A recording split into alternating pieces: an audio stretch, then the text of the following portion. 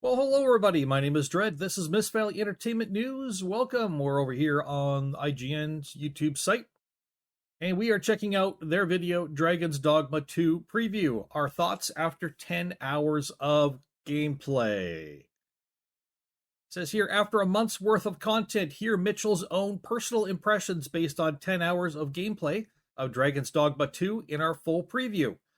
Find out what we thought about exploration, combat, the vacations, the new take on side quests, and much more. I'm looking forward to this. So without further ado, and you know how much I like my ado. Oh, much further ado is liked by myself because I could talk nonstop about absolutely nothing while I should be talking about something, but instead I'm not. But I'm still talking. Ado. Let's go.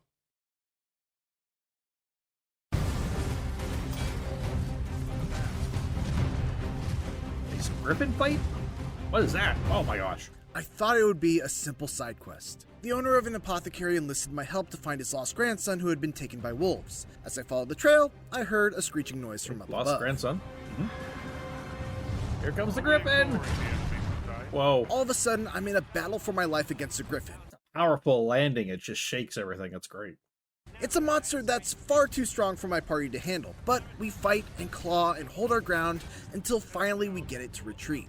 I breathe a sigh of relief, then set up at the nearby camp and sleep till nightfall. That sleep is then interrupted by the same Griffin back for revenge. You're in its area, yeah, makes sense. That fight somehow boils over into another battle with a white, who Whoa. proceeds to beat me within an inch of my life before I finally take him That out, thing looks cool. just as the sun rises after an epic 20-minute battle. 20-minute battle, wow. 20-minute battle with the white. Or was that 20-minute battle with the rest of the Griffin plus the white? I do like how the Griffin comes back. It's obviously its territory. I like the way the map looks down here in the lower left. Looks good, looks good. Not sure why my screen has been shrinking lately.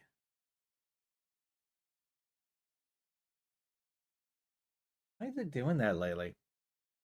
Let's try doing this. Oh, okay. You're gonna get some stuff cut off this way, the wording, but at least that looks better. As for that other one, I'm gonna have to remind myself to fix that other setting. Okay. So yeah, I like the look of the map. It's very simplistic. It shows you where north is. It shows you different roads and paths, different things like your campfire, wolves or rats or something this might look like, and some kind of over here. Very cool looking. I like how you're in the Griffin's territory, so you almost kill it. It runs off, flies off, but it comes back because it's its territory. Comes back with, still doesn't regain its health or anything. It just comes back, and then you can take it on again as long as you've recovered some. I like the length of the battles for the bosses. And what level is this character that they almost got wiped first by the Griffin and then by the white? Weren't able to handle it very well. Know the character level at all? Like they're playing on a console. Oh, it was level 12, so it was a level 11 fight.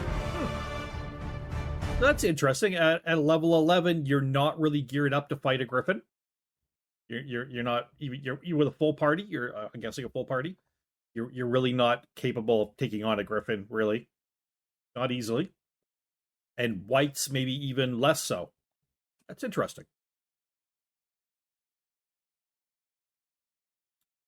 And as I've said before about this game, if it's anything like the first Dragon's Dogma Dark Arisen, nighttime is very, very, very, very, very, very, very, very dangerous. Very dangerous. And very dark. None of this was part of the actual quest involving saving the boy. It was just a series of events that cascaded into one of the most unforgettable encounters I've ever had in an open-world action RPG. And it was just one of the incredible encounters I experienced during the 10 hours I spent adventuring through Dragon's Dogma 2's fantastic open world. Whoa. Just jump right up on its face. Now, I do look at some of the NPCs and their faces and stuff, and I'm like, not everyone's going to like that style. It is its own style. It's a little more Eastern style than Western, I would say, a little. So that may, for some people, take getting used to. I don't have an issue with it. It's just something different. It's nothing bad. It's just different. Now, you may not like it and say it's bad, and that's your opinion. But I don't really see a problem with it. It's not poorly done. It's just a different style.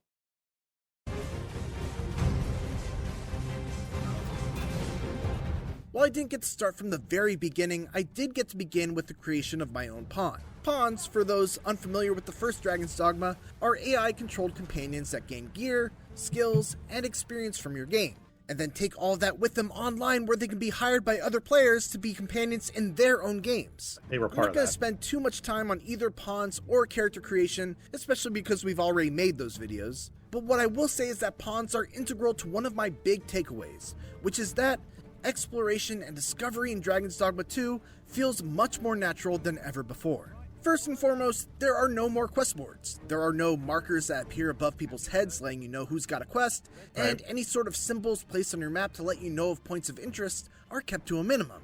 As such, you'll really rely on your pawns and NPCs to guide you through Dragon's Dogma.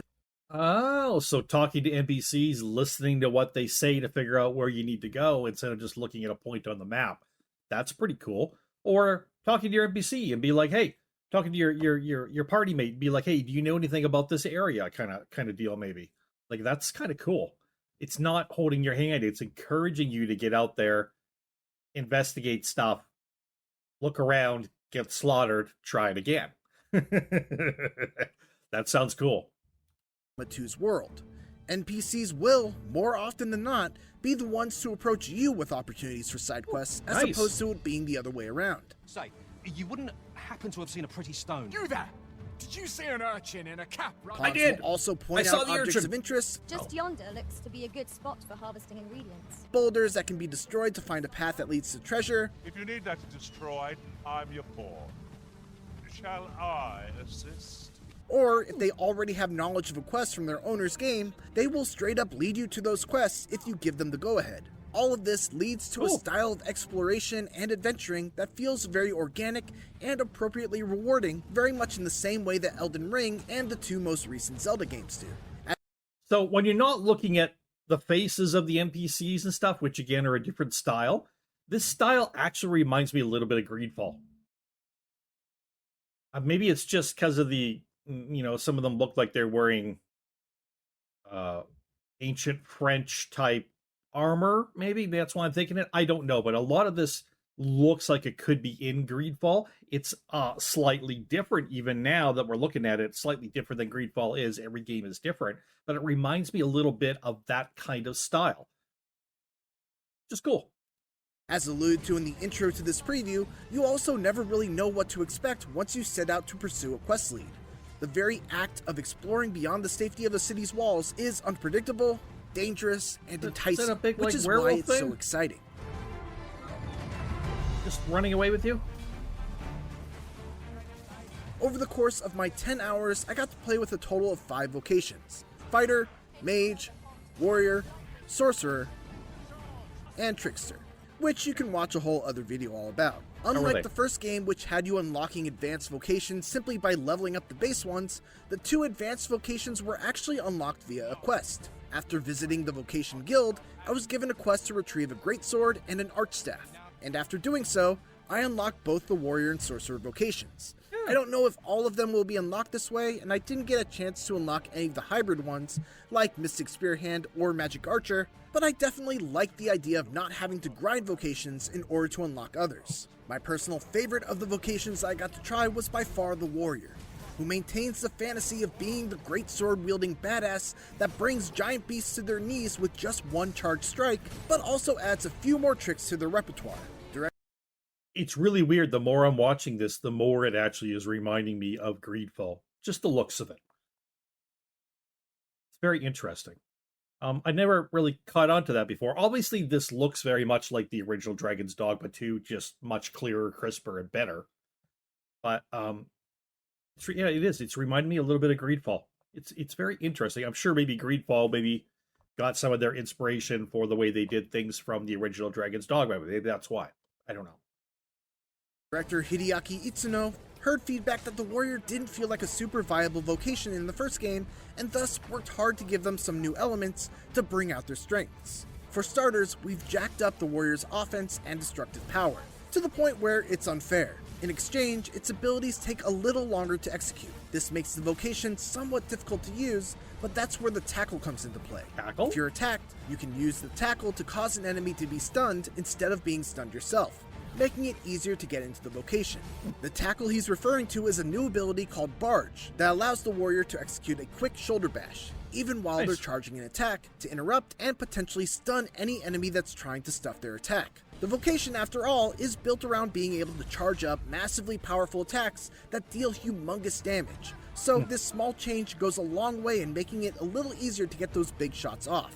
My favorite new addition for the warrior, though, is a passive skill that allows you to swing regular attacks much more quickly if you're able to precisely time your next button press with when the attack actually lands. This gives a nice rhythm to the warrior's combat and allows a skilled player to compensate for the typical weakness of having a very slow attack, while still making those very slow and powerful attacks still feel like they have their own place in the warrior's skill set.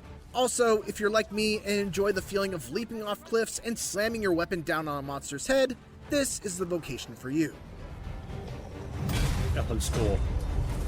I unfortunately didn't get deep enough into the sorcerer vocation to see any of the really big, crazy spells that they're so beloved for. Nevertheless, I would say the warrior class is probably not one I'm going to pick.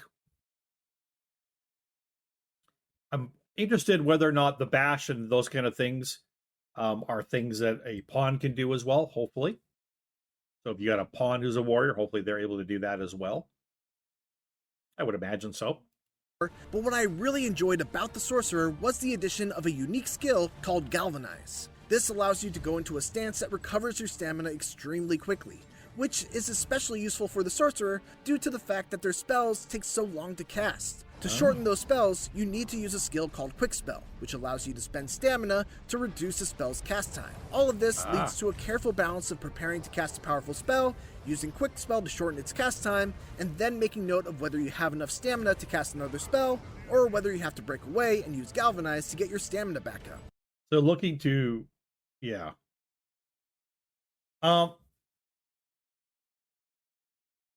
Yeah, so they're trying to make all of these vocations, as they are, or classes as you might be more familiar with them, but here I guess they're called vocations. They're trying to kind of make them work by giving them strengths and weaknesses and ways to counter your weaknesses through various other things. It's interesting. So far we've got, the warrior who charges up and deals a lot of damage, but is very, very slow at that. But then you can have the shield bash, and there was some other perk they talked about too that you might need to make things go faster. And then with the wizard and stuff, again, you've got to charge up your attack, and they're very slow. You can get a perk that allows you to do it quicker, but it's using up your stamina. But then you've got a spell kind of thing or ability that you can use where you stand still and really quickly regain your stamina. But you got to be standing still to do that, which is hard to do in a battle sometimes, especially if you're targeted. So I can see where the balance is coming into all these different vocations. Interesting how they've done that. It's a fun dance that made Sorcerer feel a lot more active than in the past. Dragon's Dogma 2's open world is enormous, reported to be roughly 4 times the size of the already huge map in the first game. And I don't doubt that claim in my experience of checking out the map and wandering through just a small portion of it. It's big, but it's also dense, with exciting encounters both on and off the beaten path that were paced nicely so I wasn't constantly slowed down by back-to-back battles, but I also never went too long without having something to engage with. One thing that was important to Itsuno and the team at Capcom was making sure that the players really felt the distance that they were traveling as they explored. To that end, fast travel is very limited like in the first game. You can only travel between discovered port crystals, and every time you do, you must expend a fairy stone, which are highly valuable items that don't come cheap and port crystals and fairy stones, things I'd forgotten about the original Dragon's Dogma, right? Been a while since I played it. That's your fast travel system. Aren't easily found. Shall we make use of it? Another option you have for getting around is using an ox cart, which is relatively cheap, but they are limited in the fact that you can't choose where you travel. The main one that I found only went from the capital city of Vernworth to the checkpoint town, which was far to the west. That's cool, though. It's a little Skyrimish. Cool. But again, they limited this. They want you to explore. They don't want you to go places, just zip all over the map. They want you to explore. You also have to consider that ox carts are not a completely safe way to travel, as they often will be ambushed by all manners of beasts. Nice. Of course, you can just hoof it on foot, which is where you'll truly feel the weight of that distance, especially due to the new health restoration mechanic known as the Loss Gauge. In the first game, you'd be able to heal your entire life bar by using health restorative items, and recoverable gray health with spells. In Dragon's Dogma 2, however, every hit diminishes a portion of your max health, and the only ways to restore it are either by finding a campfire to rest at, or returning to an inn and resting for the night. Fortunately, if you rest at a campfire, you can also cook some meat and get some much needed buffs, in addition to restoring all of your life. But there's a risk involved with resting at a campfire as well. The flames may attract monsters to your campsite, and as I mentioned at the beginning of this preview, you could actually wake up to an angry griffin coming back to finish what it started. What it all comes down to is this. Virtually every action in Dragon's Dogma 2 has some combination of a cost and a risk tied to it. Nice. Fairy stones are risk-free that. travel, but they come at a very steep price. Ox carts are a low-cost but moderately risky method of travel, and traveling on foot is free, but extremely risky. Then you must also consider whether it's worth it to press on in a questline with low max health, or backtrack to a town to resupply, whether you should avoid fighting the giant tanky ogre, or risk it all on trying to bring it down for both the experience and rare material reward, whether you should keep on the less dangerous beaten path, or take a detour into the unknown. In the 10 hours that I played, these were very compelling decisions to have to make. But the real test will be whether those decisions remain compelling or turn exhausting in hour 20 or 30. All right. So I'm curious as to what you all think so far. Are you getting a better clue of what Dragon's Dogma 2 is about, what it looks like, how it plays? Are you learning things you haven't heard before about this game? Let me know down below. Have you played the original Dragon's Dogma Dark Arisen? If so, are you going to be playing the new one? Are you going to jump into the new one without ever having played the first one? And again, what are your thoughts about what we've been discussing and learning here about the gameplay?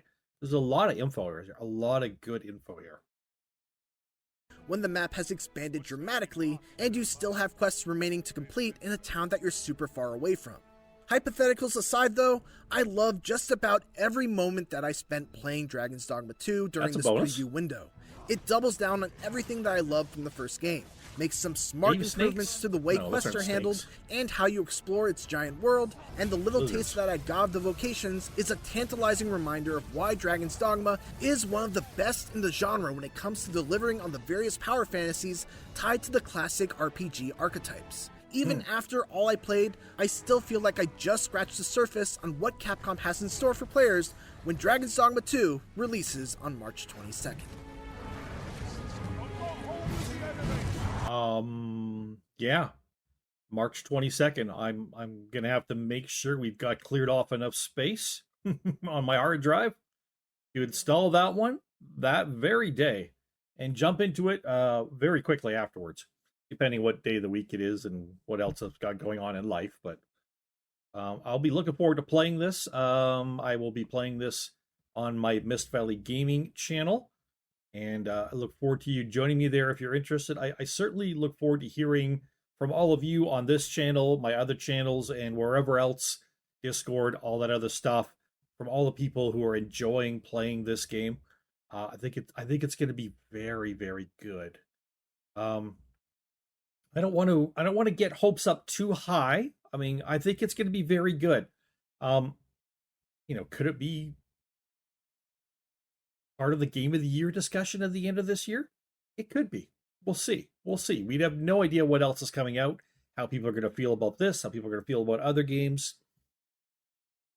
But of all the games I've heard about coming out in the next little bit, I think this one, to me, has the best chance to be in the conversation.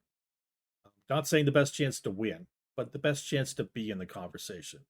God knows, you never know when a PAL World's going to pop up and be game of the year. Who knows, right? Just kind of out of left field, and like, okay, something gets really popular, right? You get a Valheim type game where everybody wants to jump in and play with their friends and get very involved in it. Now, it's a single player game. Does this have some things that hold it back because of that? With some people, it will. Yes. Baldur's Gate 3 is primarily a single player game. Lost my words there. It obviously does have other options to play with people, but it is primarily a single player game. But yet it ended up getting Game of the Year. So we'll see. I'm interested to see how Dragon Dogma 2 is going to do. Like I say, I think it's going to be a very good game. I think it's going to be a very entertaining game. I think a lot of people are going to play it. And I think a lot of people are going to see it being played and are going to want to play it. Got good feelings about this game, people. And let me know down below if you think as well as I do that this could end up being in the Game of the Year discussion at the end of 2024. Do you think it's got that kind of potential or not? So let me know what you think. I look forward to hearing from you. As always, I read all the comments. I respond to as many as I possibly can. I do love hearing from you all. Guys and girls, you are the reason I do this channel. I love doing it, but getting feedback from all of you is the reason that I continue on with this. It inspires me. It motivates me.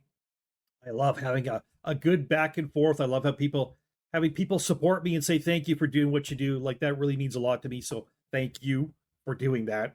And thank you all for just dropping likes on the videos, for subscribing to the channel, ringing the bell for notifications, for going by and checking out my other channels, Miss Valley Gaming and Miss Valley Mods, and also my Discord at Miss Valley Discord.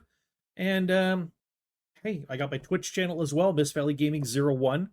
And I just look forward to doing more stuff that hopefully resonates with more of you, and hopefully we can convince the YouTube algorithm to get my videos out to a few more people so I can reach a broader audience. That'd be great. I love it. I absolutely love it, and I love and appreciate all of you. Take care, have yourself some fun, and keep an eye out for Dragon's Dogma 2. For Miss Entertainment News, my name is Dread.